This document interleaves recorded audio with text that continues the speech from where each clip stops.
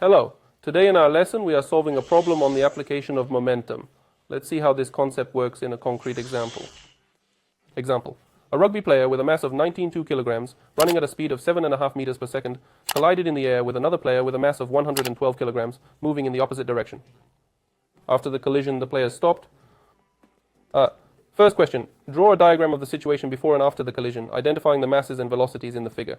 Second question. What is the initial momentum of the player with mass 92 kilograms? Third question. How the momentum of the player with mass 92 kilograms changed as a result of the collision. The fourth question is how the change in momentum of the player of mass 92 kilograms is related to the change in momentum of the player of mass 112 kilograms. And the fifth question. What was the initial velocity of the player of mass 112 kilograms before the collision? So these are the questions we have. Let's write down the given and see how this problem is solved. So we have certain questions. The first one is the initial momentum of a player with a mass 112 kilograms. We'll call it P1. And then we need to determine its change in momentum. And then we need to determine the change in momentum of the first player, how it relates to the change in momentum of the second player. And the final question is the initial velocity of the second player. Let's denote it as V2. So now what do we know? We know that the mass of the first player is 92 kilograms. And we also know his initial velocity, which is 7.5 meters per second. And we also know the mass of the second player, which is 112 kilograms. And it is also known that after the collision these players stopped. We will show this in the figure. So, the first question, we need to draw a diagram of this situation, before and after the collision, usually when there are different kinds of collisions of bodies. And we realize that this situation will need to be described in terms of momentum. Here it is recommended to draw two pictures, before and after the collision, what happened. Let's draw this diagram. So, what do we have before the interaction? We have two bodies that are moving toward each other at certain speeds.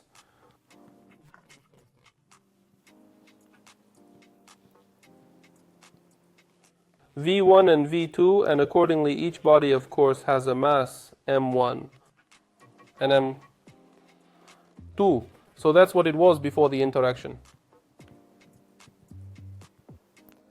Now what we get after the interaction? According to the condition of the problem, we saw that after the collision the bodies stopped. So there was some impact, and the velocity after the collision of the whole system is 0. So the finite velocity of the system goes to 0 and the bodies have stopped. This is what happens after this collision.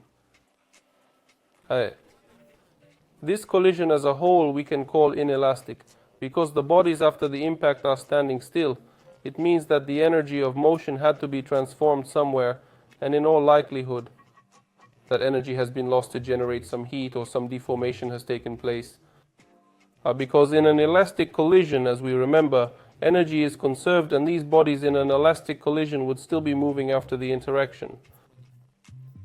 And so you and I have drawn a picture.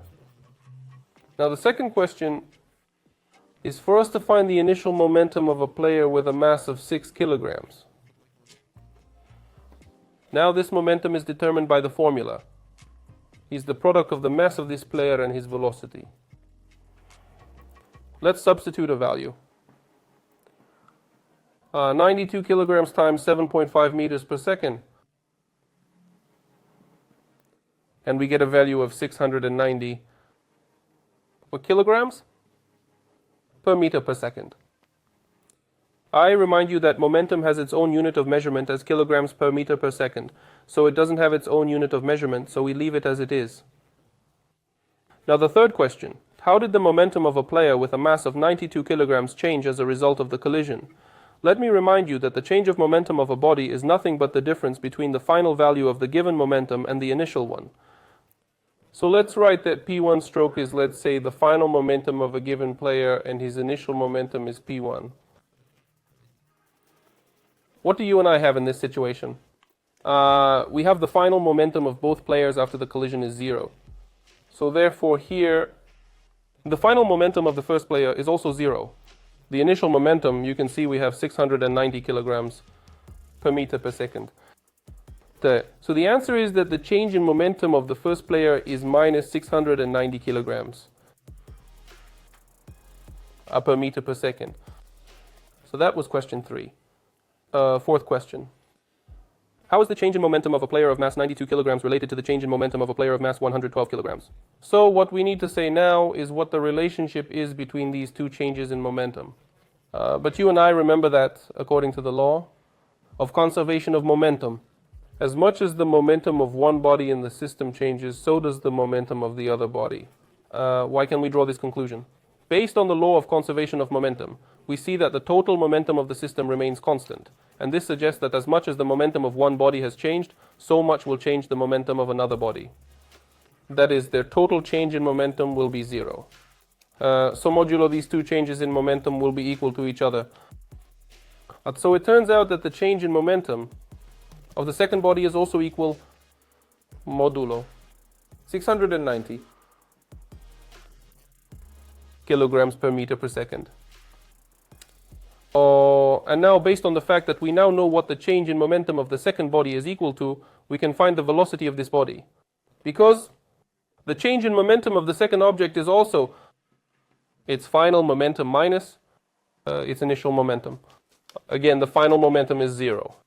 Therefore, similarly, it turns out that modulo the change of momentum of this object will be equal to the value of its initial momentum.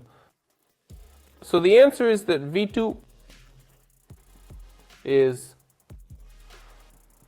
the change in momentum of this object divided by its mass. And then it's left to do the calculation. So the change in momentum we see is 690. And the mass of the second player is 112 kilograms.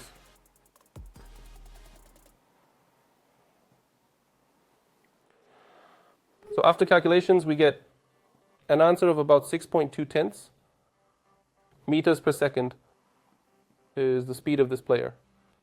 This answer is quite realistic based on the fact that the mass of the second player exceeds the mass of the first player, and the velocities will correspondingly relate to each other in the opposite order. Therefore, we consider this answer to be realistic for this situation. This is my farewell to you, and I will see you in our next lessons. Goodbye.